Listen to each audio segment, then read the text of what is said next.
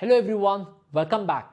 In this video, we will try to understand one of the most important feature of Java, which happens to be platform independent. Whenever you hear about Java, you'll hear that Java is VORA, platform independent programming language, architecture neutral programming language, portable programming language. Of course, Java has many other features. As we go into the course, we'll understand each and every feature of Java, which is very important for you to know. But fundamentally, how Java actually executes, how Java made platform independent, which is one of the key reasons for the success of Java, we must understand. But before we understand how it made platform independent, first we must know what exactly platform is and what is platform dependency.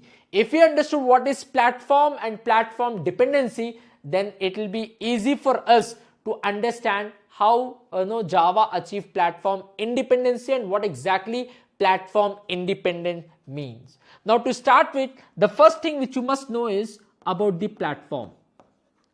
What exactly is platform? Platform actually, it is a combination of both your hardware device of your system plus your software device of your system, That means hardware means I'm not referring to any other component or memory unit. Hardware simply means your processor. It could be of anything. Fine. Now, it is software referring to operating system. For an instance, for an example, processor I am using here Intel plus maybe operating system is Windows. Maybe here some M2 chip plus maybe the OS here is Macintosh. The combination of both your processor as well as the operating system can be referred as a platform in Java. And in general, this is for the hardware engineers. If you look at the same from the perspective of being a software engineer, platform simply they refer to the software only. That means they are referring to operating system only. That means they refer to maybe Windows, you can call it as Linux, maybe you can call it as Mac. For a software engineer, if someone says which platform are you working, you need not to say Intel plus Windows. You need not to say M1, M2 chip or maybe Macintosh. You need not to say that. You just have to refer to the operating system which you are working on. Maybe you can say I am working on Mac, I am working on Windows, I am working on Linux. For software engineers, platform simply refers to the operating system which you are using. But actually in reality, it is a combination of both your processor as well as the operating system. That means the one which is responsible to execute everything in your computer. I hope you are able to understand that now. Now we must see what exactly platform dependency is. Let's understand that here. Now, suppose we have one computer here, we have one system here. This is one of the system. Fine. This is one of the computer. And maybe it is making use of Windows operating system, Windows platform system. And in this particular system, you're developing an application using maybe C programming language. You're using and you are developing an application. It is also belong to the category of high level language. That means you're using English like commands and symbols. If you want this application which is written in this way, if you want that to be executed by your platform, if you want that result, that has to be converted into zeros and ones, binary form, a form which your machine understands for the execution purpose. Of course, you will use one system software there. What is the name of the system software? It is none other than compiler. We must compile whenever we write code in C programming language in order to execute that. And after compiling, it will give you machine understandable format language. That means it will give you binary codes which is in the form of machine level language. At the end it will be .exe file, executable file. So many things are there with respect to C programming language. We have object file, and then we use linker that will give us executable file. All that we need not to get into. Simply means that if you just compile this, you will get machine understandable language or machine level language which can be executed by machine. And now if you execute that on Windows platform, will you get the result? 100% you will get the result. That means you have developed one application using C programming language on Windows machine, and you are trying to execute that. You will be getting the result. That application developing on Windows platform and running or executing on Windows platform only. Will you get the result? 100% yes, you will get it. But now I want this application to be running in some other computers also, some other machines also, for which I'll take an example here. Maybe I'll consider here we have one more system here, and assume that we have one more system here also. Some 2-3 systems are there for an instance, for an example, and this system uses maybe Linux operating system, and this system maybe uses Macintosh. The platform is Macintosh. That means Mac platform we have, and maybe let's consider one more system there. We have one more system which I would be considered here, and maybe that is also making use of assume Windows platform.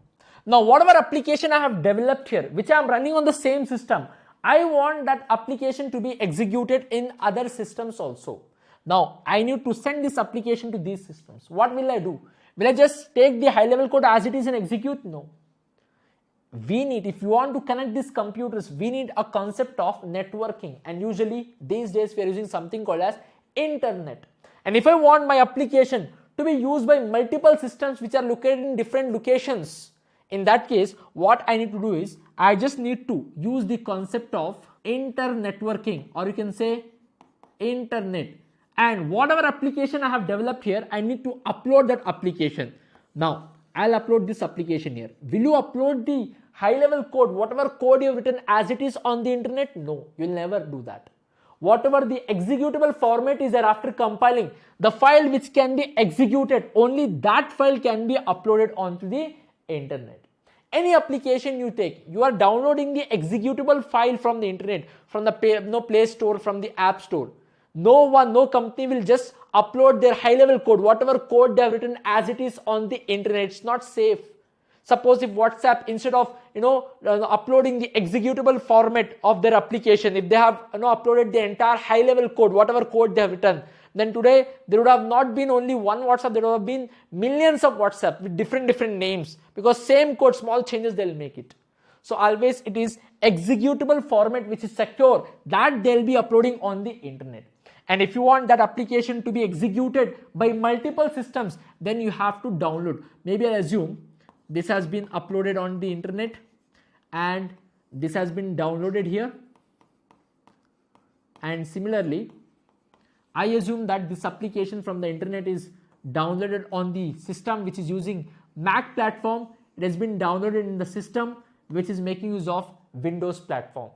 Now this executable file, machine level language, machine understandable file, which is the executable file, has been downloaded on a system which has Linux operating system. Now if you try to execute this file on this system, will you get the result? No, you will not get the result. You will not get the output there. It will fail. The application will not be able to execute. If you try to download that on a system which uses Mac operating system, the same machine level language code you are downloading from the internet, if you try to run on a machine which uses Macintosh, Mac operating system, if you try to get, you will not get the result here. Similarly, same if you try to download on a machine which has Windows operating system, machine level code, .exe file, executable file, and if you try to run here, will you get the result? Yes, you will get the result. Why? Because whatever machine level language, whatever executable file which you are downloaded here, it has been compiled, it has been converted to executable format on which platform? Windows platform. And that file if you try to run on the Linux, will it work? No. the same file, the same machine level code, executable file, which has been converted to executable format, machine level format, if you try to run on the Macintosh, will it work? No. But if you work on the Windows, will it work? Yes. Because platform of development is Windows and platform of execution is Linux here. So only it will not work. Platform of developing this application is Windows and you're trying to execute on the Mac, will it work? No. Platform of development is Windows and you're trying to run on Windows, will it work? Yes. If it is demanding the development platform to be same as the development, the execution platform, then we can call that as a platform dependent application. If you develop any application using C programming language, then that application will be platform dependent application because of the architect which it follows to execute that.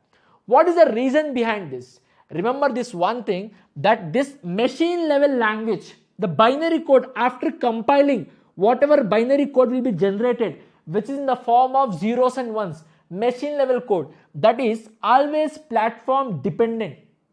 Machine level says one thing, I have been converted to machine level executable format on a Windows platform. I'll execute only on the Windows platform. If you try to execute me on the Linux or on the Mac or any other platform other than Windows, I'll not be able to execute, because machine level language is always platform dependent.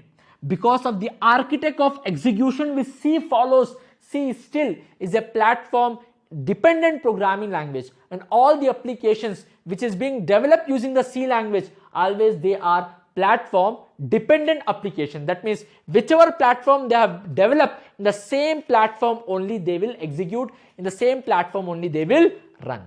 But what is the case of Java? Java is a platform independent programming language. Now the question is, how Java made platform independent programming language? What Java did differently because of which it became a platform independent or a VORA programming language? What do we mean by that? Java, like C, is also high level language. That means there also you are going to use English like commands and symbols. And what platform or machine understands? Zeros and ones. That means if you want whatever code which you have written on Java to be executed by your platform, like C, Java also must be converted to zeros and ones. That means machine level language only, and then only platform can execute this. And if Java is also like C, how Java became platform independent? It is also has to be converted to machine level only. If Java is also getting converted to machine level, and if machine level is always platform dependent, then how Java became platform independent? That should be your next question, and that is what we need to understand. And that is also one of the frequently asked interview questions, especially for the fresher, that what do you mean by VORA? Can you explain? Or how Java made platform independent programming language? Fundamentally, we need to understand that here.